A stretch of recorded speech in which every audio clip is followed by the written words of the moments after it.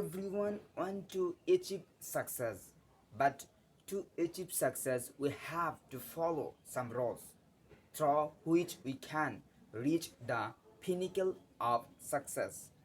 Today, we will discuss some rules. So, let's start our main unit.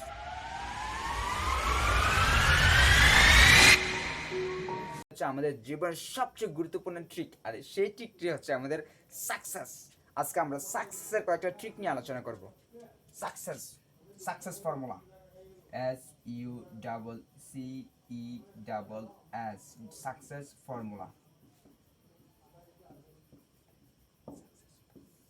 অর্থাৎ সাকসেসের সূত্র।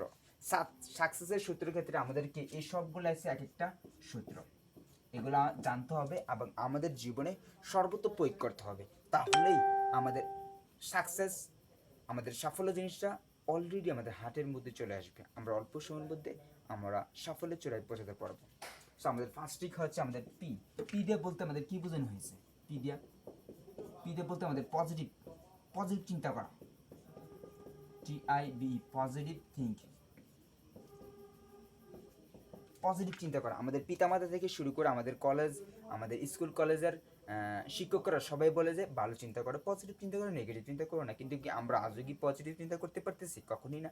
আমরা বেশিরভাগ সময় পজিটিভ চিন্তা করে থাকি, নেগেটিভ চিন্তা করে থাকি।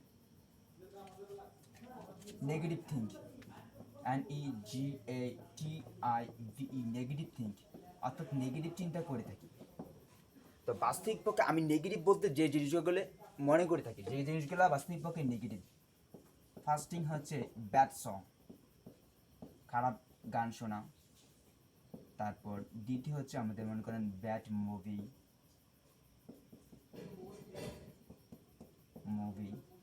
তারপর হচ্ছে মনে করেন ব্যাড ফ্রেন্ড, খারাপ বন্ধু, অ্যাকসেপ্টা।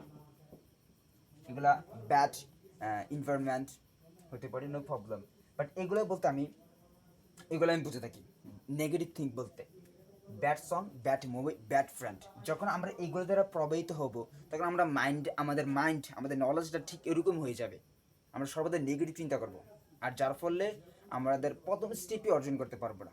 তাই আমরা কখনোই এর দ্বারা প্রভাবিত হব না। আর যখনই আমরা bad song, bad movie, bad ফ্রেন্ডের দ্বারা প্রভাবিত হবো, ব্যাড ফ্রেন্ড, খারাপ বন্ধুদের দ্বারা প্রভাবিত হবে, তখন আমাদের মধ্যে আরেকটা জিনিস দেখা দিবে। সেটা হচ্ছে আমাদের মনে করেন আমাদের রিলেশনশিপ RELATION,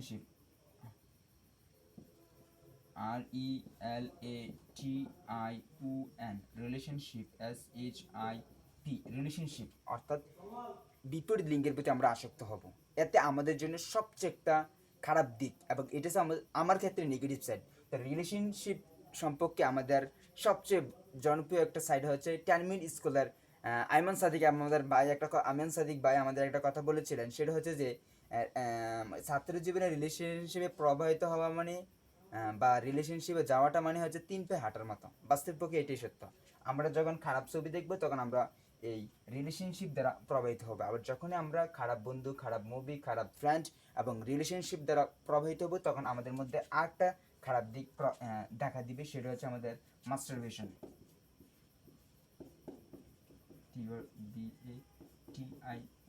মাস্টারবেশন। যখন আমরা এই দুটোটা কাজ করব, তখন আমরা এই মাস্টারবেশনটা অবশ্যই দেখা দিবে, যা আমাদের শরীরের থেকে শুরু করে আমাদের নলেজ ইমপ্রুভ করার ক্ষেত্রে খুবই একটা bad side. So negative think বলতে আমি সাধারণত এগুলোই বুঝে থাকি। তাই আমরা কখনোই এই প্রত্যেকটা গুণ থেকে প্রভাবিত হব না। এগুলো থেকে সর্বদা বিরত থাকতে হবে। এগুলো সাধারণত আমি নেগেটিভ থিঙ্ক বুঝে থাকি আর কি। ওকে, সেকেন্ড স্টেপ হচ্ছে আমাদের এইটা। আমাদের এ বলতে কি বোঝানো হয়েছে? এ বলতে আমাদের সাধারণত ইমিন লাইফ।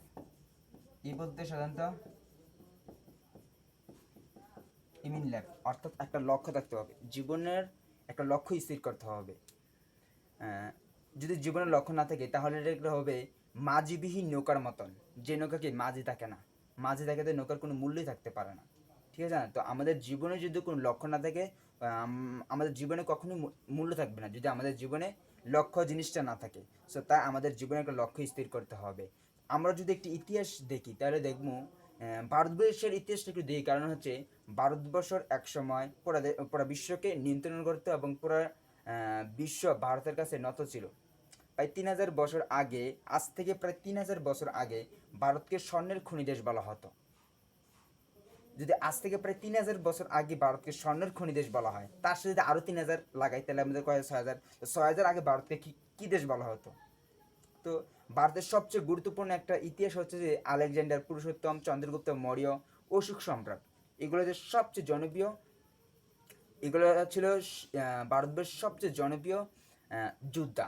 তো আলেকজান্ডার এবং পুরুষোত্তম, বিশেষ করে আলেকজান্ডার ছোট থেকে কিন্তু একটা লক্ষ্য স্থির করে ফেলছিল, একটা লক্ষ্য স্থির করেছিল যে, এবং তার মা অলিম্পিয়া বলছিল যে তোমাকে ভারতবর্ষ, এটা তো ভারতবর্ষ, তোমাকে ভারতবর্ষ স্বর্ণের খনি দেশ, তখনকার সময় ভারতবর্ষকে সবচেয়ে স্বর্ণের খনি দেশ বলা হতো, স্বর্ণের খনি দেশ বলা হতো। এখান থেকে সবচেয়ে গুরুত্বপূর্ণ খনি উত্তোলন করা হতো প্রায় আজ থেকে 3000 বছর আগে। এবং আলেকজান্ডারের মা অলিম্পিয়া বলেছিল যে তোমাকে ভারতকে দখল করতে হবে এবং এশিয়া রাজা হতে হবে। তো আলেকজান্ডার তার লক্ষ্য পূরণের জন্য ভারতকে দখল করার জন্য তার সর্বশক্তি প্রয়োগ করেন এবং জীবনের সর্বোচ্চ ফোকাস এখানে দেন। যদিও আলেকজান্ডার পরিশেষে শেষ মুহূর্তে ভারতকে দখল করতে পারে নাই, দখল করতে না পারলেও সে তো আশেপাশের দেশগুলো সবগুলো দখল করছে, আশেপাশের রাষ্ট্রগুলো দখল করতে পারছে এবং ভারতের প্রায় একটা রাষ্ট্র দখল করতে পারছিল, সেটা হচ্ছে আমাদের তক্ষশিলা, অম্বিরাজ, অম্বিকুমার, তাদের ওই রাষ্ট্রটা দখল করছিল, সেই রাষ্ট্র হচ্ছে তক্ষশিলা। আর একটা রাষ্ট্র ছিল, সেটা হচ্ছে পরব রাষ্ট্র এবং মগধ। এই দুইটা রাষ্ট্রের মধ্যে একটা রাষ্ট্র মগধটা দখল করতে পারলে সে এশিয়াকার রাজা হয়ে যেত। তারপরেও কিন্তু ওকে এশিয়াকার রাজা বলা হয় এবং শ্রেষ্ঠ যোদ্ধা বলা হয় আলেকজান্ডারকে। একমাত্র সে পারছিল, সে জীবনের শুরু থেকেই একটা লক্ষ্য স্থির করে ফেলছিল। সো আমাদেরকেও আমাদের একটা লক্ষ্য স্থির করতে হবে। যদি আমরা লক্ষ্য স্থির করে ফেলি তো আমাদের সাফল্যের সূত্রে, আমাদের সাফল্যের পথে একটু দ্রুত হয়ে যাবে। সো ফার্স্ট টাইম আমরা আমাদের লক্ষ্য স্থির করব। ওকে, আমাদের সেকেন্ড স্টেপ হচ্ছে রাস্টেইন। 3 নম্বর যে জিনিসটা আমরা আলোচনা করবো সেটা হচ্ছে রাস্টেইন, রাস্টেইন, TRAINT, রাস্টেইন জিনিসটা হচ্ছে কি সংযম, সংকল্প, ফোকাস। আমাদেরকে সর্বোচ্চ ফোকাস দিতে হবে। রাস্টেইন জিনিসটা এরকম সংযম, সংকল্প অথবা ফোকাস। আমরা যে লক্ষ্য স্থির করব সেটার মধ্যে আমাদের সর্বোচ্চ ফোকাস দিতে হবে, সর্বোচ্চ শক্তি দিতে হবে। সো তাই আমাদেরকে ফার্স্ট টাইম লক্ষ্য স্থির করতে হবে এবং ওই লক্ষ্যের মধ্যে সর্বদা রাস্টেইন থাকতে হবে। ওকে, তারপরে পরবর্তী স্টেপটি হচ্ছে আমাদের ট্রেনিং, TRAINING, ট্রেনিং। আমাদেরকে প্রশিক্ষণ নিতে হবে। আমরা যে লক্ষ্য স্থির করলাম সেই লক্ষ্যের মধ্যে আমাদের ফোকাসও আছে, রাস্টেইন জিনিসটা আছে। এখন আমাদের কি করতে হবে? প্রশিক্ষণ করতে হবে যে আমরা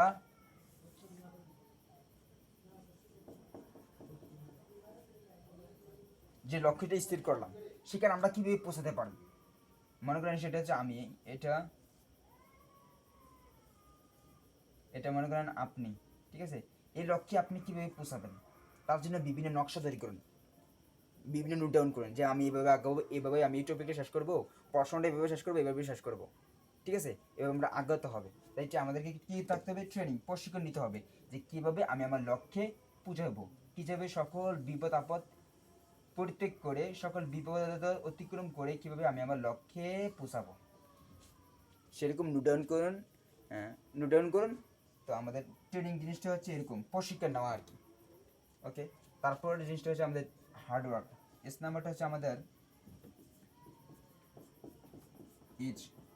হার্ডওয়ার্ক,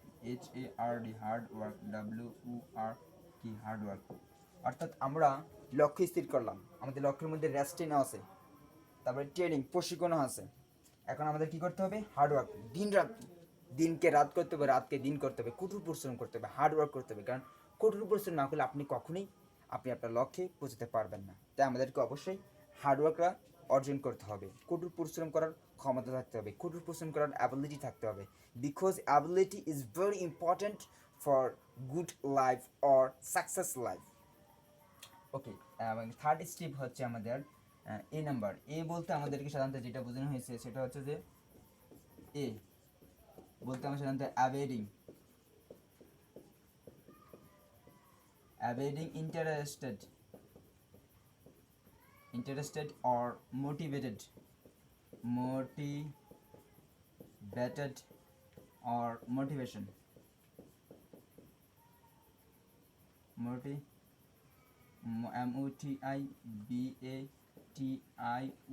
মোটিভেশন। অর্থাৎ আমরা লক্ষ্য স্থির করলাম, রাস্তায়ও করলাম, ট্রেনিংও করলাম, হার্ডওয়ার্কও করলাম, এখন আমাদের উৎসাহ জিনিসটা থাকতে হবে। যদি আমাদের লক্ষ্যের মধ্যে উৎসাহ না থাকে তাহলে আমরা কি পৌঁছাতে পারবো? কখনই পারবো না। তাই আমাদেরকে অ্যাভেরিং ইন্টারেস্টেড মোটিভেশন থাকতে হবে আমাদের লক্ষ্যের প্রতি। তাই আমরা যখনই আমরা ঘুম থেকে উঠবো, আমরা সর্বদা আমাদের মনের মধ্যে একটা এনার্জি আনবো যে আমাকে ওই লক্ষ্যে পৌঁছাতে হবে, আমাকে এই লক্ষ্যে পৌঁছাতে হবে। সকালে ঘুম থেকে উঠলে এরকম একটা চিন্তা করতে হবে যে আমাকে ওই লক্ষ্যে পৌঁছাতে হবে। আমি আজকে আমার দিনটাকে এমনভাবে তৈরি করবো, এমনভাবে গঠন করব শুধু আমার লক্ষ্যের জন্য। আজকে আমার দিনটা শুধু আমার লক্ষ্যের জন্য। আমার দিনটা আজকে ফ্রাইডে, স্যাটারডে, আজকে স্কুল কলেজ বন্ধ, আজকের দিনটা আমি সর্বদা আমি লক্ষ্যের দিকে দেবো। আর এই জন্য আমাদেরকে সর্বদা এই চিন্তাটা করতে হবে, মোটিভেট থাকতে হবে।